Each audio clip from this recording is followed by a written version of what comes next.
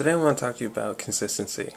Consistency has been played a big role in my life. Many times when I thought that I could never do something just based on the words that somebody else had told me or somebody else, didn't believe in, that I thought that was, the right direction to go. Later on in life, once I had my hip resurfaced, had been in a body cast for a year and a half, and then had poles in my legs, and then had hip surgery. Each one of those surgeries had a significant impact on my mental state. The year and a half in the body cast, when I was 12, landed me in that body cast for a year and a half, so that would have been about 14. I had to manage to get the strength to try to walk again because my entire right side had suffered atrophy due to being in one position for so long. And then about 2 years later, I had to get another surgery to repair my hip because when I was running, my stride basically, I had partial paralysis on the entire right side of my body, so my left side was grinding the hip apart, and all the running and all the trying to be athletic and trying to keep up with people and trying to be me, trying to be something that everybody told me I couldn't become.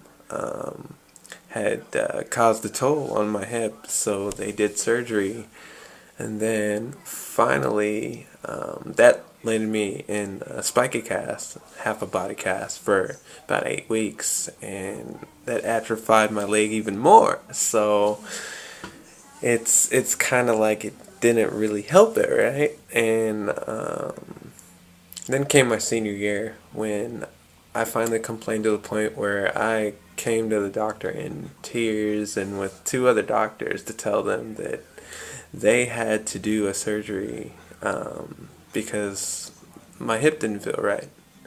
Turned out I had 1.5 inches of bone left before my entire hip joint were going to fall apart basically. The hip was not there. Nothing was there guarding it or anything. So every time I would run or every time I would walk, my bones would grind together, and it wasn't a good feeling.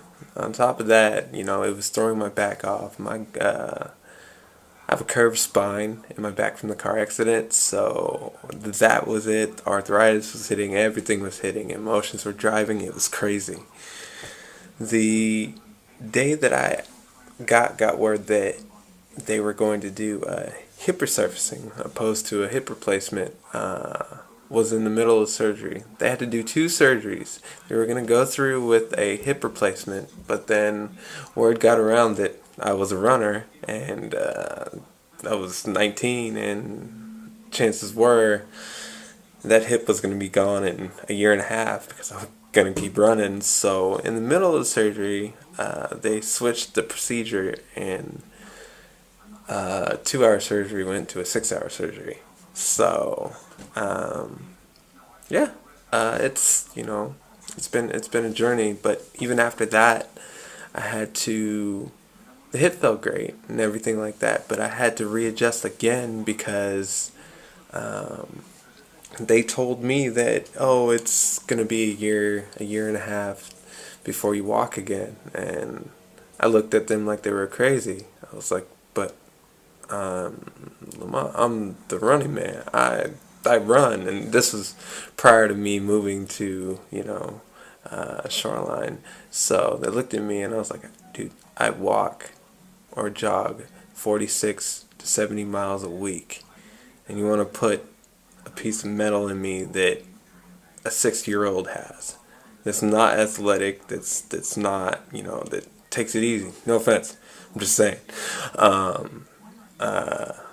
And yeah, I'm glad they made the decision, but it took me 3 weeks. They told me a year and a half. I told them 3 weeks. 3 weeks and 1 day later, I was walking. But that took a very emotional toll on me. It inspired me. It it taught me not to listen to anybody, because in reality, at the end of the day, you're stuck with that body. You are in control of it. You go to them for advice, but you know your body better than anybody else. And that moment that I proved them wrong really reflected on how I view myself, and how other people, their words have little to no reflection on my abilities. Unless, of course, I tell them or they see me or something like that.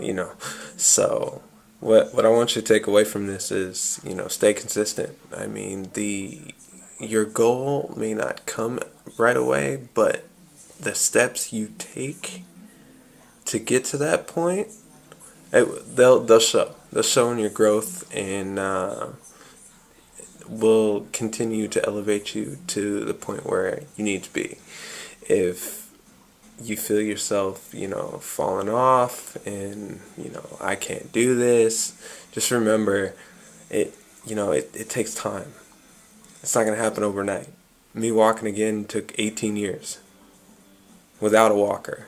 So, and it's because I stayed consistent, and I didn't allow anybody's words to negate what my goal was. My goal's up here.